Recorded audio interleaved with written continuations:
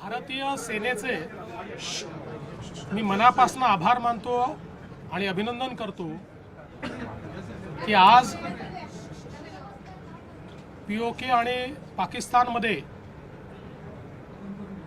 दहशतवाद्यांचे 9 अड्डे उद्ध्वस्त करण्याचं काम आमच्या सेनेने केलं। ज्या प्रकारे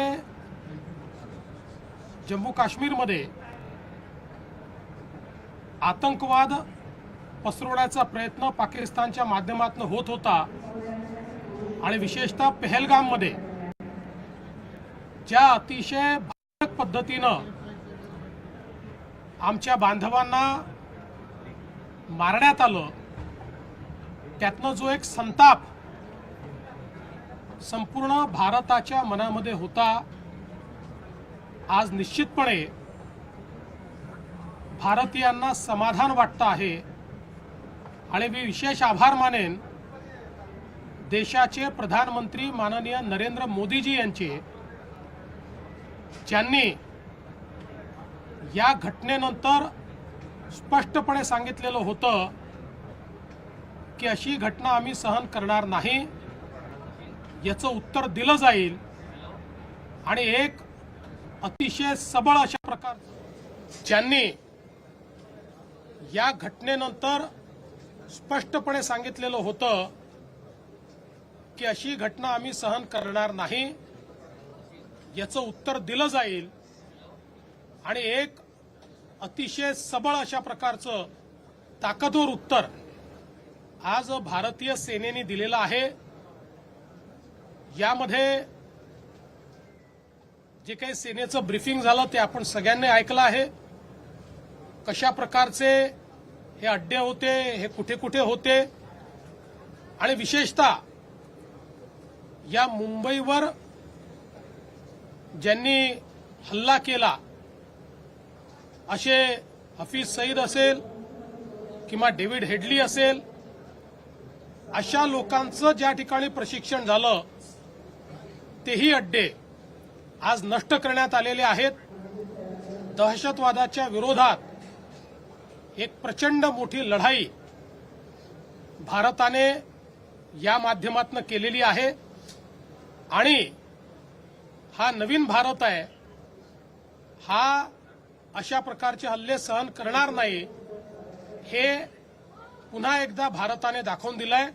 आणि म्हणून मी भारतीय सैन्य दलाचं आणि भारताचे कणखर पंतप्रधान माननीय नरेंद्र मोदीजी यांचं मनापासून अभिनंदन करतो, त्यांचे आभार मानतो। भारताने दिलेल्या उत्तरानंतर अमेरिकेसह अनेक देश जे आहेत ते भारताच्या सोबत उभे राहिलेले आपल्याला पाहिलं। भारताने गेल्या 13-14 दिवसांमध्ये पहिल्यांदा सगळ्या देशांशी संपर्क करून जी पहलगामची घटना आहे त्याच्यामध्ये पाकिस्तान कसा दोषी आहे याचे पुरावे दिले।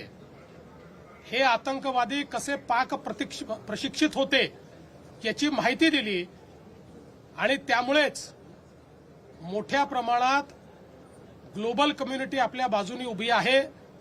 प्रधानमंत्री असतील, परराष्ट्र मंत्री असतील, गृहमंत्री असतील किंवा रक्षा मंत्री असतील, यांनी विविध देशांशी चर्चा करून कशा प्रकारे पाकिस्तानने हा हल्ला केलेला आहे हे त्यांना पटवून दिलं।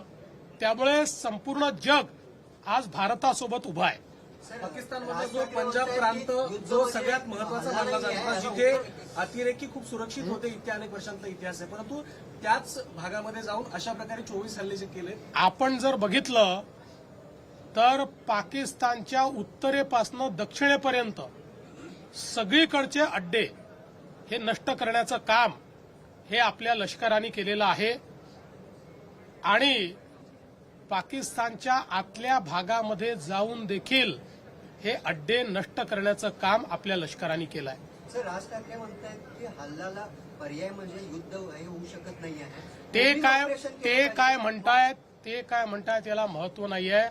संपूर्ण भारत या कारवाईच्या पाठीशी उभा आहे. संपूर्ण भारत या कारवाईचं स्वागत करतो आहे आणि संपूर्ण जग भारताची वाहवाही करते आणि भारताच्या पाठीशी उभा आहे. सर हिंदी में जानना चाहेंगे सर, अभी तक पीओके में स्ट्राइक्स हुई थी पर अभी अंदर जाके पाकिस्तान के टेरिटरी में एयर स्ट्राइक किया भारत ने, क्या कहेंगे? भारतीय सेना का मैं बहुत अभिनंदन करना चाहता हूं, उनको बधाई देना चाहता हूं, उनको धन्यवाद देना चाहता हूं.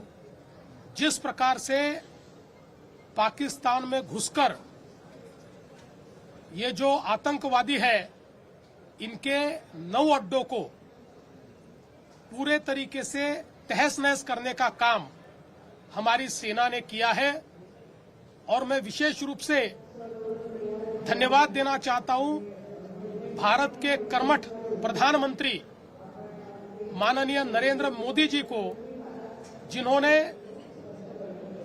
ये कह दिया था पहलगाम के हमले के बाद कि इसका जवाब मिलेगा और करारा जवाब मिलेगा.